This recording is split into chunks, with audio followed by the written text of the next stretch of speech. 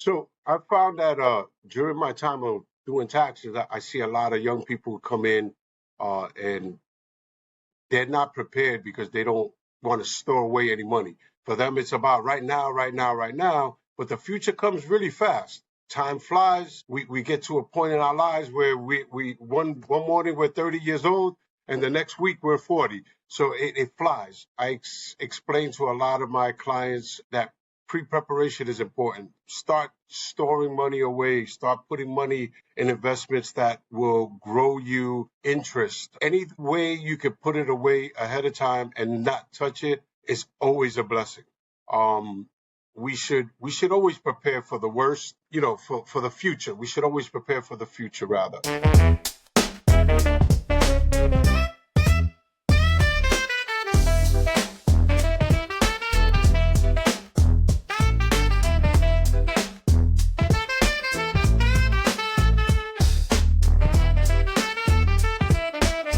Hey, and welcome to another segment of the Bold Lounge. This is Ray Ramos, and we're going to tap back in on the second segment of what we had talked about earlier, which was life after retirement. There is life, and it spoke to those of us who are retired and what we are doing now that we're transitioning in retirement. So now we want to shift the focus back to some of you guys that may be close to retirement, maybe 5 years out, or some of you that retirement is not within sight and you have time. But this segment is going to be called It's Never Too Early to Prep, but Time Comes Fast. And so my guest again is Jose Ramos. So Jose, just introduce yourself again to some people who may not know you. Hey everybody, my name is Jose Ramos, nephew from Mr. Raymond here. I worked for a long time, 40 years working for the New York City Housing Authority, put in my time and retired 2 years ago, married with 3 sons, 5 grandkids, and decided to do a side hustle, a job, a permanent business, a tax business. So that's what I'm doing now to keep myself occupied during this time of retirement. Yeah, so thanks, Jose, for being back on. Yes, we are retired. You can see the resemblance. And he's a wealth of knowledge. He's been helping people prepare their taxes and just think about financial literacy for a long time. And what we talked about on the last show, we said, yes, there is absolutely life after retirement, and it can be fulfilling and enjoyable step in life. You know, retirement is a significant transition, but now I want to shift it to some of you that may think that you have more time than you actually do. I know when I first started my career, the last thing I was thinking about was retirement and how to set up a nest egg and how to invest. And in hindsight, those are the very things in the right time I should have been thinking about retirement, because planning ahead makes it a lot easier for the transition when you get close to retirement. You know, there are a lot of people that retire and then they get there and they're like, wow, I wasted 20, 30, 40 years, got nothing to show for it financially. So Jose, what are some things that people can do that are early in their career, not yet retiring, to get them in the mindset that the right now is important? So I found that during my time of doing taxes, I see a lot of young people come in and they're not prepared because they don't want to store away any money.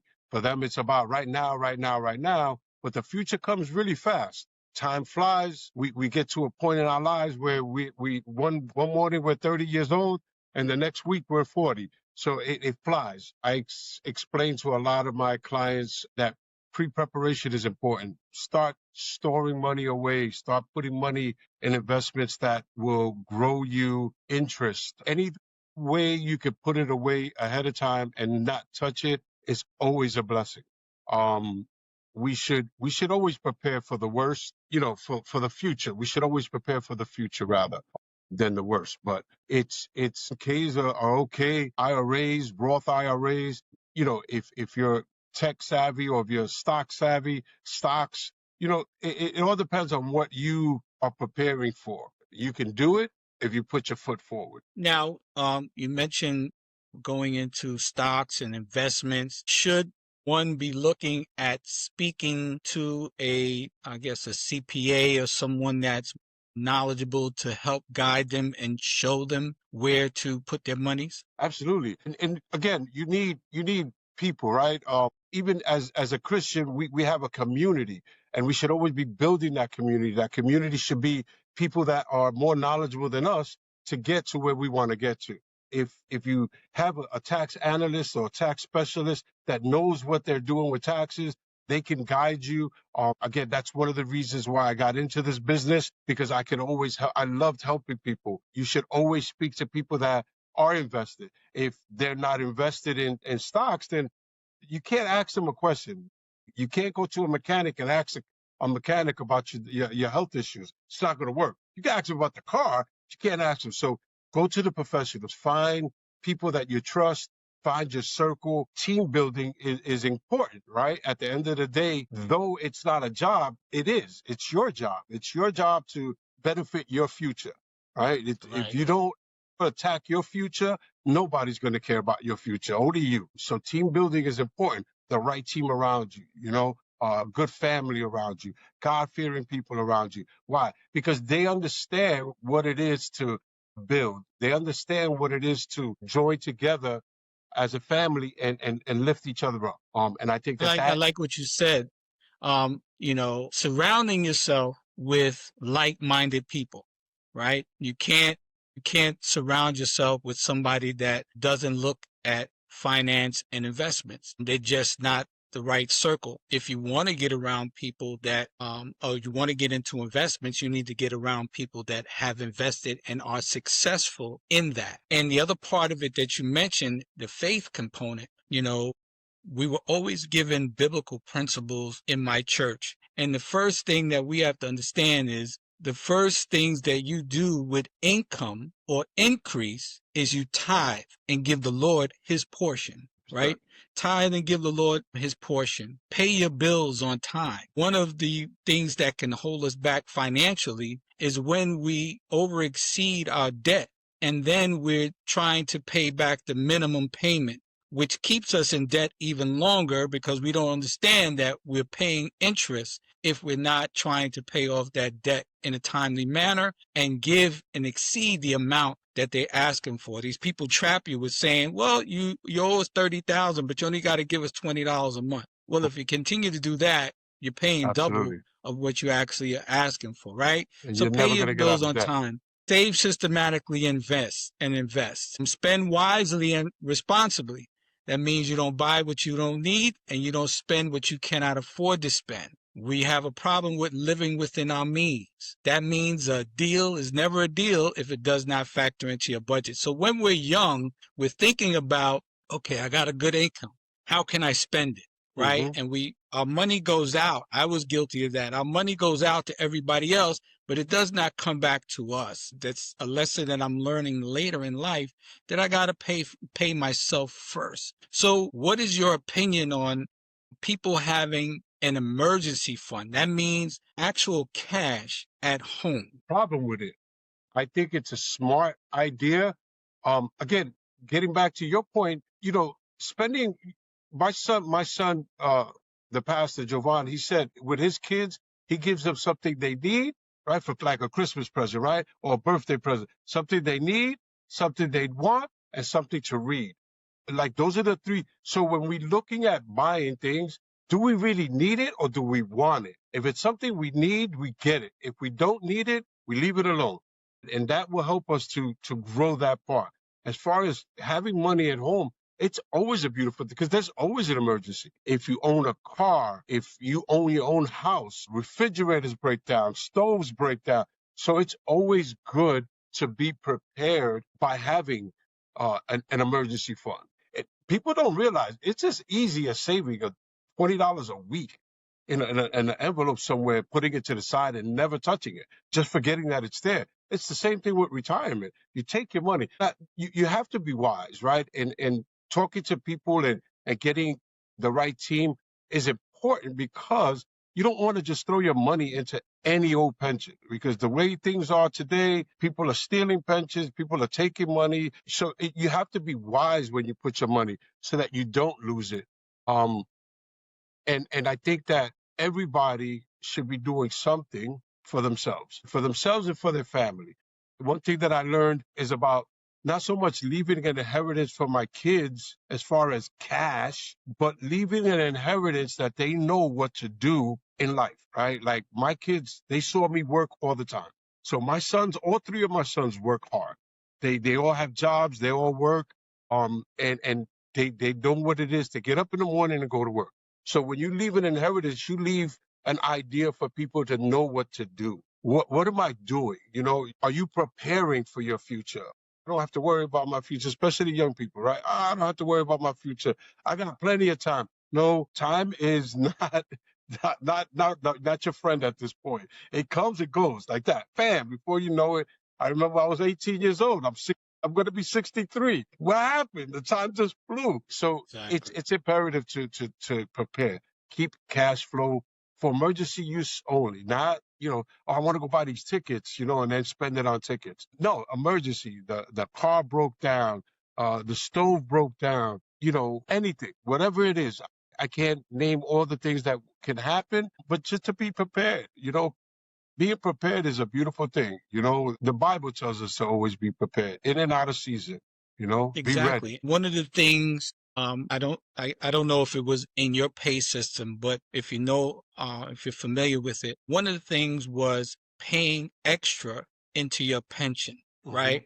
We had an option. And as a young person, many times a young person would say, look, I just want my money up front. And we don't think about the possibilities of doubling our finances early. Hmm. Now, what is your take on paying extra into take home pay, like paying extra into a pension plan so that you can have a decent nest egg when you come to retirement? So I think, for me and you, I think we were blessed to have a city job that held a pension for us that was going to pay us for the rest of our lives. We were blessed on that because nowadays that doesn't exist. Now it's about entering into a case. And so the good part is there's a max that you could put in, right? If you're under 49 years old, you could put in $23,500 a year into that pension and into that 401k.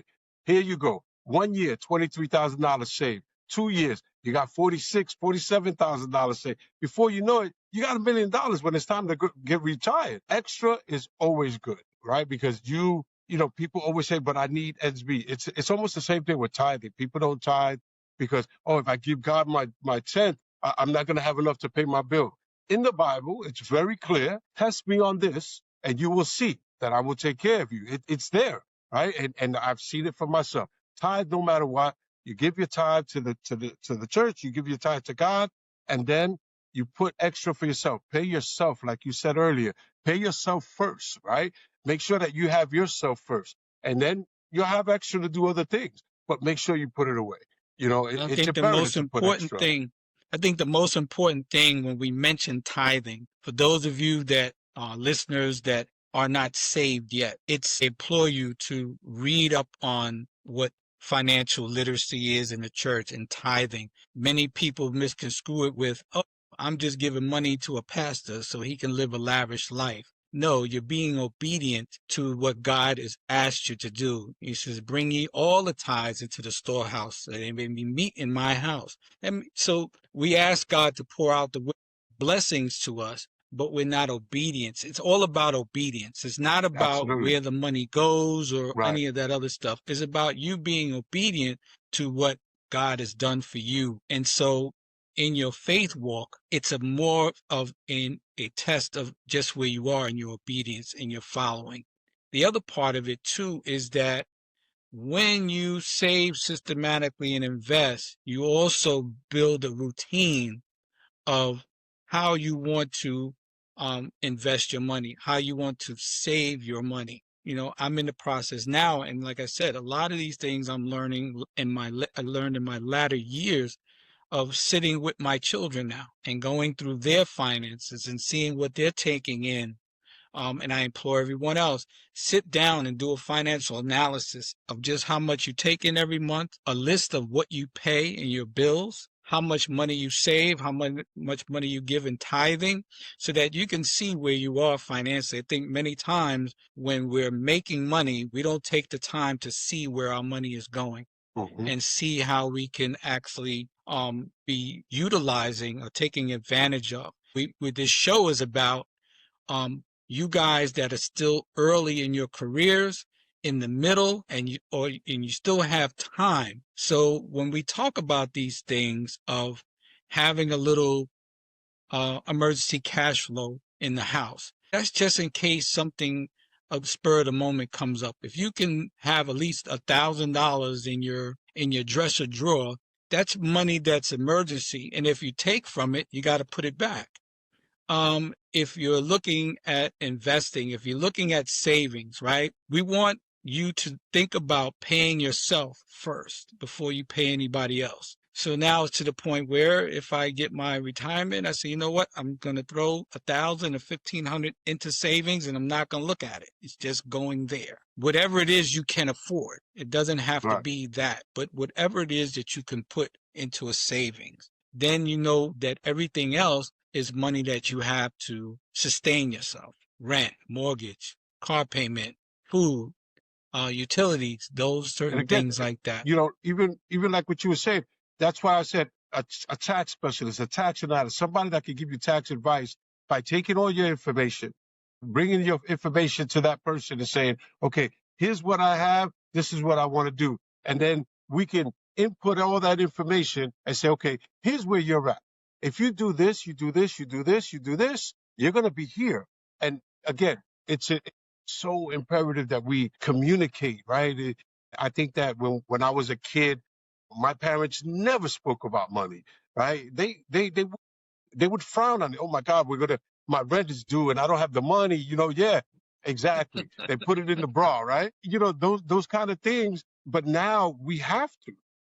It's so imperative that we communicate with our children, with others, and just, hey, look, does anybody know somebody that we could talk to that can help us get to this level? I want to get to this level. I want to do this. What can you do for me? Who can I talk to? Does anybody know somebody?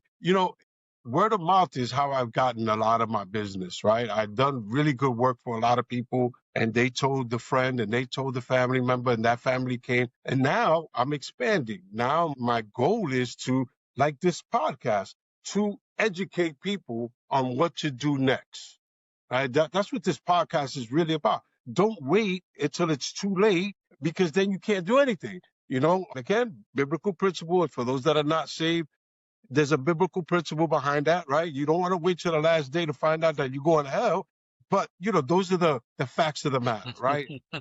At the end of the day, being prepared, having people around you, saving, and again, being wise with what you say, right? If you save in a bank, you get like a 0.5%. If you take that money and you put it into something that is going to grow you 3% because you're not going to touch it, now you're making a little bit more money. And there's other ways, again, speak to somebody that knows, tax advisor, financial advisor, people that are in the market. Just talk to somebody. Never be afraid to talk and find out, where can I go? The Bible says, my people perish for lack of knowledge. The reason they don't ask, they don't knock, and they don't push on the door to get in.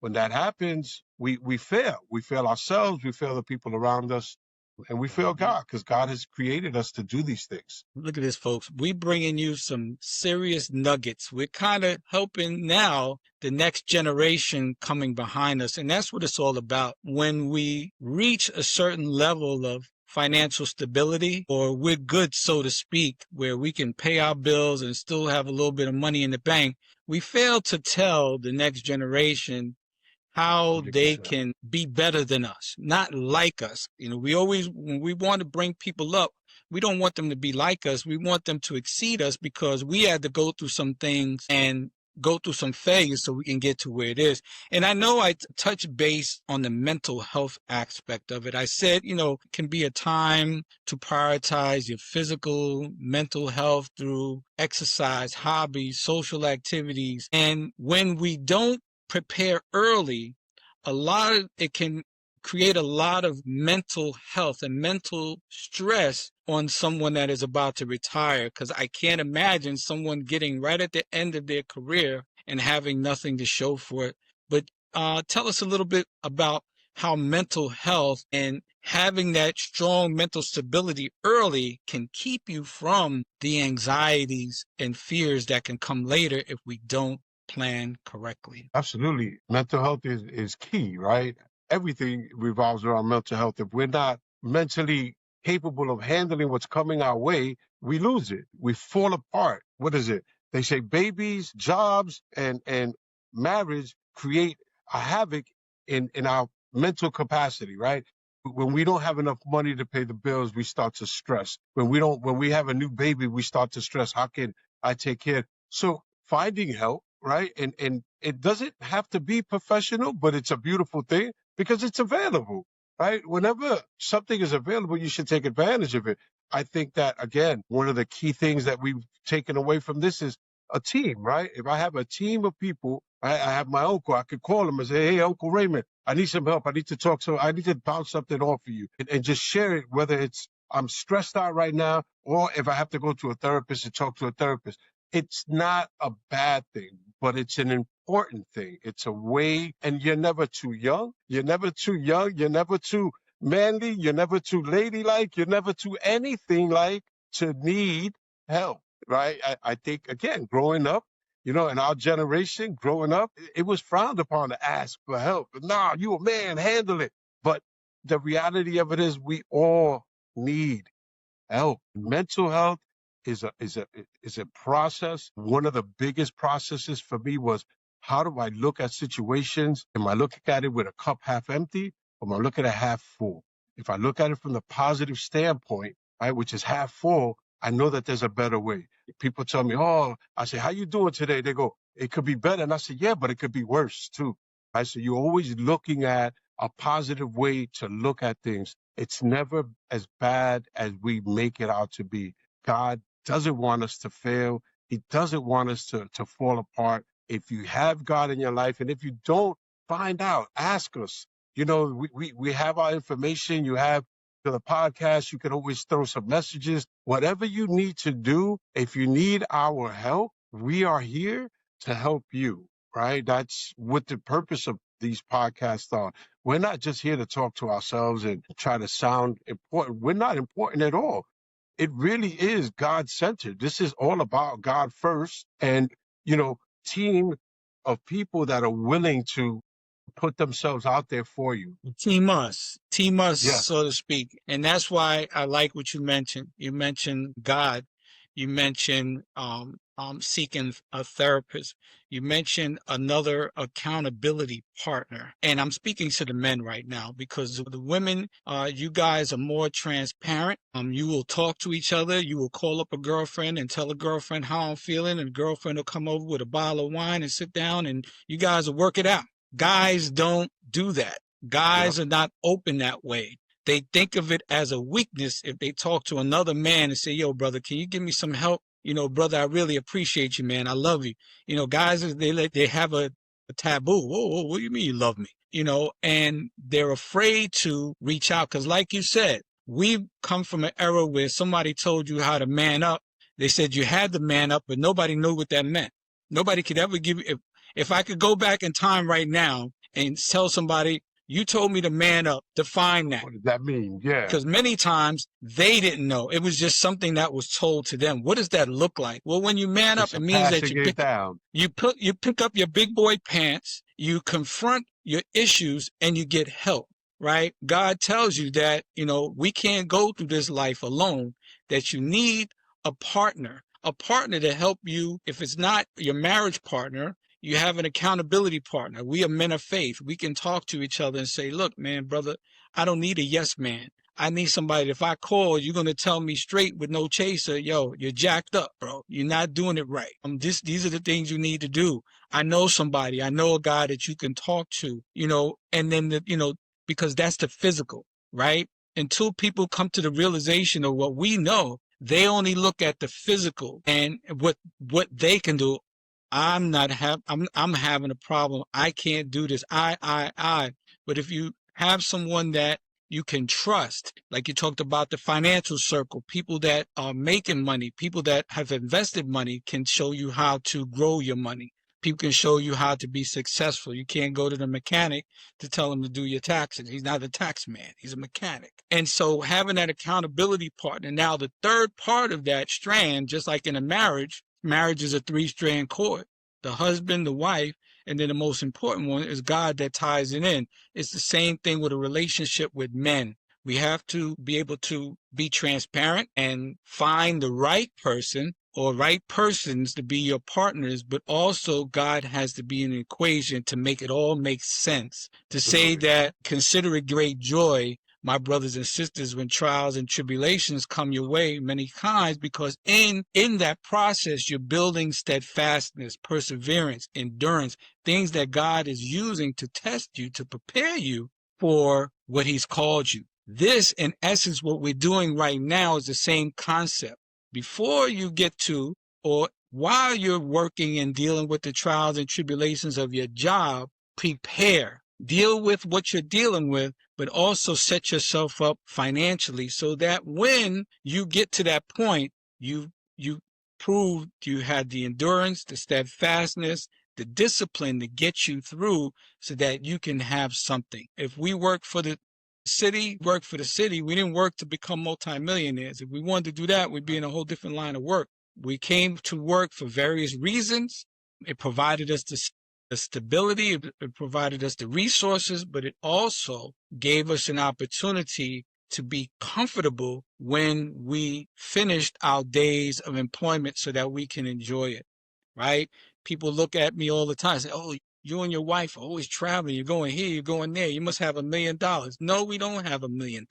No. But what we do is have a response that after everything is done, after we're comfortable, we can enjoy the things that life has to offer and not say, well, I want to go on this lavish cruise or this lavish trip only to come back to your house having a foreclosure, or you got an eviction notice hanging on your apartment, Yeah, or your exactly. phone, your lights are turned off. It's always about priorities. Like, I love to travel. I love my wife. It got me into traveling very young. When we first got married, when we were the first time we were able to go somewhere, we went to Mexico, and I never wanted to stop traveling. I enjoy getting out of New York City, and again, not to blow my funds. Everything has to be in order. My rent's paid, my lights paid, my food is in the refrigerator ready to go. Everything is done. Now the extra I take, and I take a trip. I plan, right? Same thing. We're planned for the trip. You plan for your retirement. It's always about being prepared, being ready, being planned ahead. It's not just about, all right, spontaneously, I'm going to spend $10,000 to go on a trip and I don't have it, but doesn't matter. I'll figure it out later. It doesn't work that way.